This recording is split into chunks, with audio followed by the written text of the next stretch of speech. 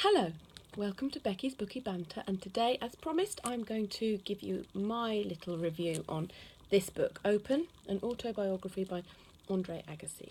Now, this was recommended to me by my brother, who started to read it.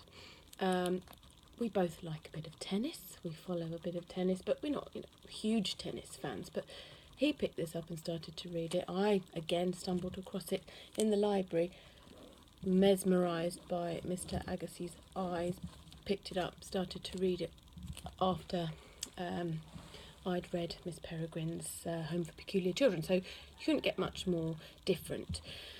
But pretty soon I was hooked. This is a fascinating story.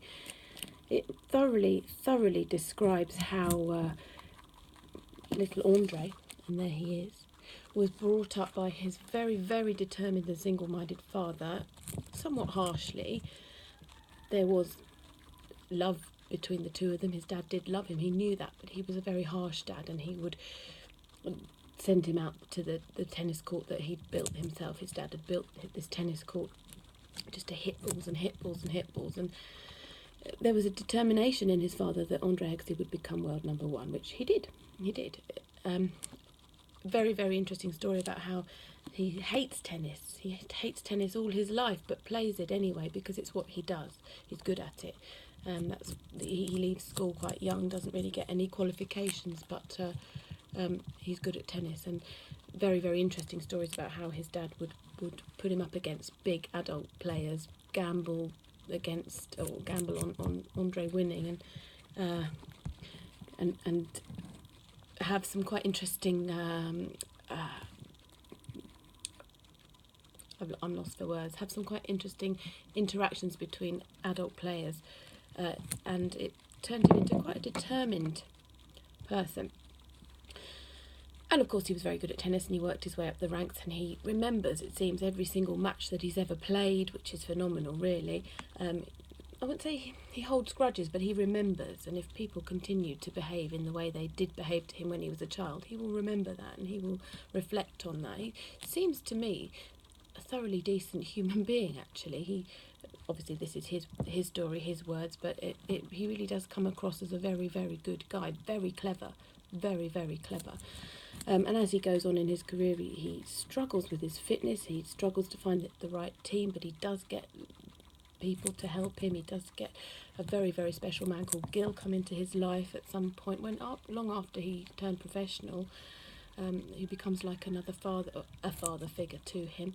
It's fascinating, and some of the words that he uses I had to go away and look up, because this is really written very well. And then his relationship with Brooke Shields is talked about, because that's a significant thing in his life, and then that doesn't work out. I think their worlds are just too different.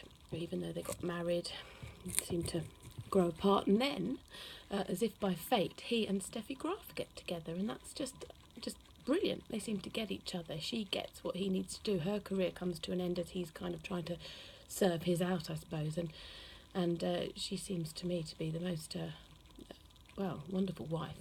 Just kind of has the dinner on the table when he comes in from a match. Yeah, very good. Obviously having had her own amazing tennis career too. I thoroughly recommend this to anybody who likes a biography. It's really well written, and the one thing I did find unusual, there's not a single speech mark in the whole of this book, which is totally and utterly at odds with everything I try to do when I write. I like it. It saves me having to worry about speech marks, comma, speech marks, capital. Just don't use speech marks. Clearly not necessary. The book doesn't detract from, isn't detracted from by the lack of speech marks. In fact, it's brilliantly written. The timing's excellent and amazing. I've just finished it, and as with usual with every book, I get to the end and I feel quite bereft. But this is really interesting. And at the end, he acknowledges the help that he was given by somebody called J.R. Muringer, who wrote The Tender Bar, not a book I've heard of, but we'll be looking up. And Andre Agassi had read The Tender Bar, and loved it, and wanted this chap J.R. Muringer to help him with his own autobiography, which he did. And in the end, don't eat the book, Hermione, please. In the end, there's no mention of him on the title, but Andre Agassi likes to use this section at the back to say just how much this chap helped him, which he clearly did with various other people. But the really, really poignant part at the end of this book, which I think sums up what kind of an intelligent man Andre Agassi is he says that, and this is to his children and for his children, of all my many mistakes that I want my children to avoid... No, let me go back. Right, okay. I was late in discovering the magic of books. Of all my many mistakes that I want my children to avoid, I put that one near the top of the list. And I think that sums it up, really. Had his life been different, he wouldn't have been a tennis player. He probably would have been a doctor, a brain surgeon, whatever. He's so intelligent, but you can only really choose with this much passion one path in life. Tennis was chosen for him, and he was good at it, and he went on to become number one and exceed all expectations, really, at an age where perhaps he should have been... People were saying you should be retiring.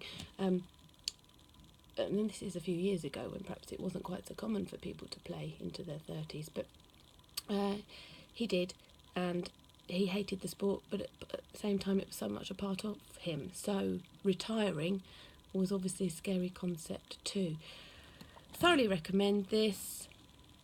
Really, really well written, very, very interesting. Even if you don't particularly like tennis, I would give it 10 out of 10.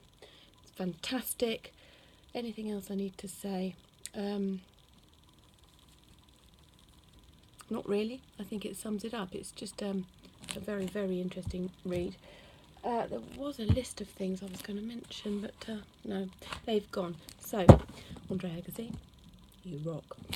Now, just briefly, before we go any further and before Hermione eats any more books, I had a parcel. And I believe in here there is a book, amongst other things, that I need to look at. Oh, this is quite exciting. I don't want to squash the guinea pig. Ah, there it is. There's some modelling clay and some grass seed in there too, but we're not interested in those things at the moment. This.